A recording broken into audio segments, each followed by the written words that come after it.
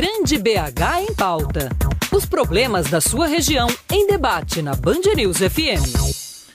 Continuamos falando, então, durante essa semana, sobre os casos de homofobia na região metropolitana de Belo Horizonte. Aqui na capital foram 108 casos de discriminação, violência psicológica ou até física. Na maioria dessas ocorrências, o agressor é conhecido da vítima. Acompanhe a reportagem de Bernardo Miranda. Em 61% dos casos de homofobia, a pessoa que comete o crime é conhecida da vítima, sendo que em 35% desses casos o agressor é o próprio familiar, o que aumenta o trauma do homossexual que não é aceito pelos entes queridos. Nesses casos, mais do que assessoria jurídica, a vítima precisa também de um acompanhamento psicológico e social para conseguir manter o convívio com os familiares. Em Belo Horizonte, foi criado há cerca de 4 meses o Centro de Referência pelos Direitos Humanos e Cidadania de lésbicas, gays, bissexuais, travestis e transexuais, que já fez 177 atendimentos desde a criação. O coordenador do centro, Ramon Calisto, destaca os serviços oferecidos no local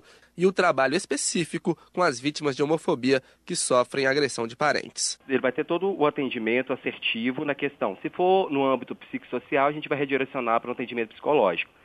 Se tiver o atendimento tendo prioridade para o caminho jurídico, a gente também vai dar esse atendimento, né, ao cidadão. É um dever, né, do município resguardá-los diante de os princípios básicos que é o atendimento jurídico e psicológico. Hoje nós enfrentamos, né, temos conhecimento de que principalmente esses aspectos de discriminação ele ocorre dentro do âmbito familiar, né? Então a gente resguarda aos homossexuais que sofrem esse tipo de preconceito, problemas de relacionamento com os entes queridos, né? A gente busca atendê-los, tentando ressocializá-los junto à família. É um trauma inestimável, que não tem valor. O que a gente orienta as famílias, ou até mesmo a vítima, né, que sofre algum tipo de discriminação, tanto no ambiente familiar, no trabalho, é que busquem um atendimento específico, né? Que dentro desse atendimento específico,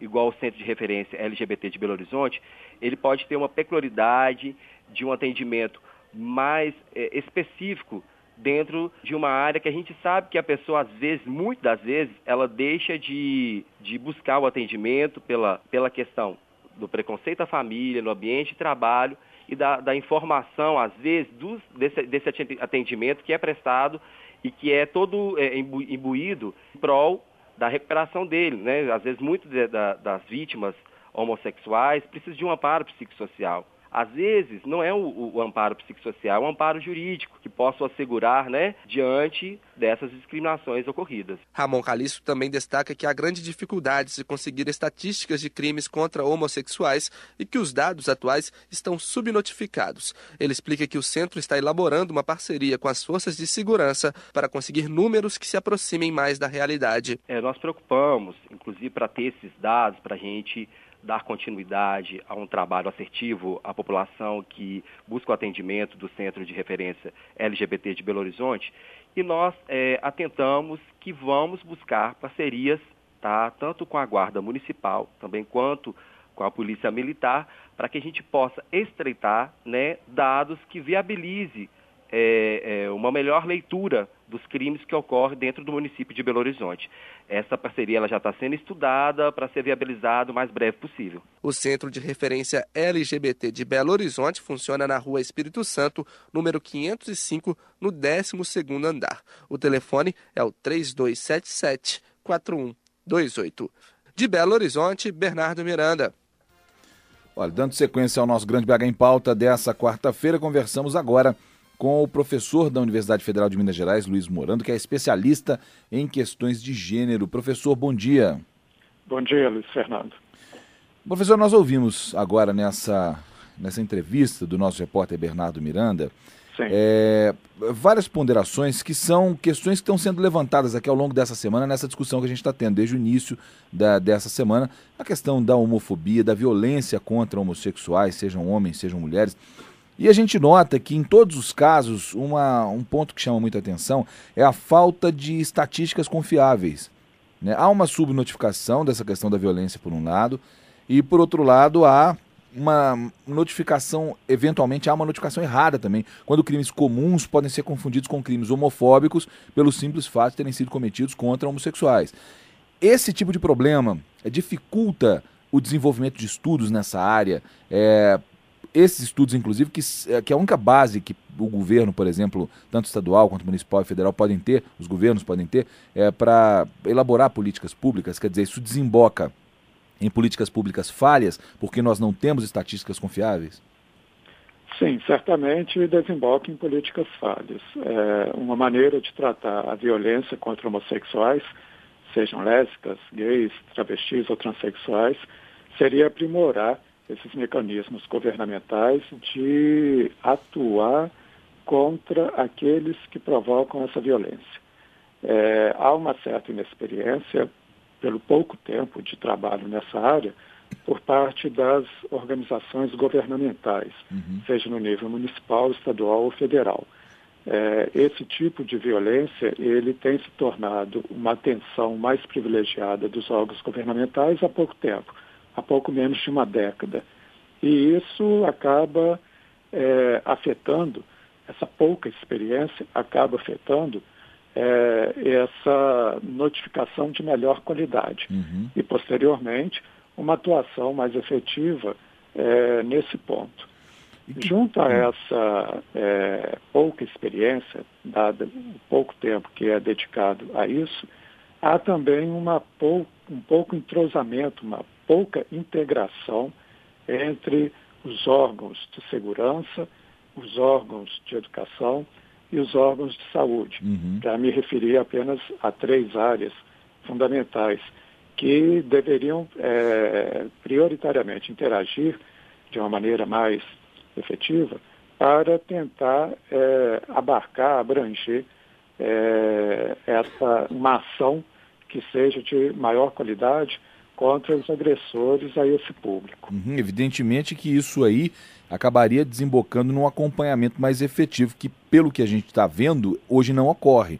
A pessoa é vítima de violência, ou ela é vítima de preconceito, ela cai no sistema, ela tem o atendimento inicial ali, que já é por si só precário, mas depois não há um acompanhamento para saber se essa agressão, se esse problema está sendo sistemático, se outras pessoas sofreram da mesma forma nas mãos das mesmas pessoas ou das mesmas instituições, seja preconceito, seja violência. Quer dizer, não acontece esse acompanhamento e muito disso acho que é por falta justamente dessa integração, né? Sim.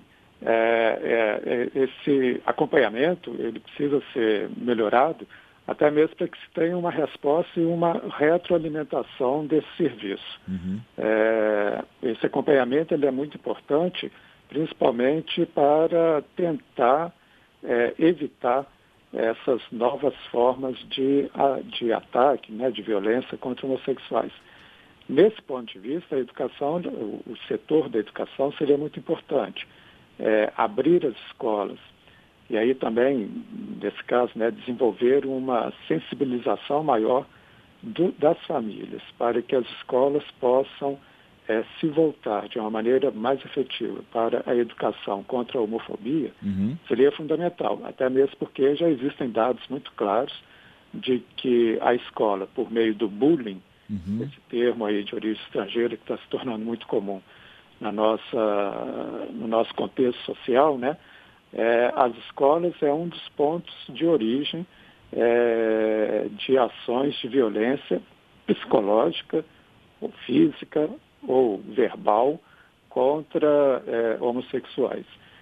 Já existem dados muito claros em todas as regiões do país que, por exemplo, adolescentes transexuais ou adolescentes travestis, eles se recusam a continuar a estudar porque o ambiente escolar se torna muito agressivo, muito violento, para essas pessoas continuarem a ter a sua formação escolar.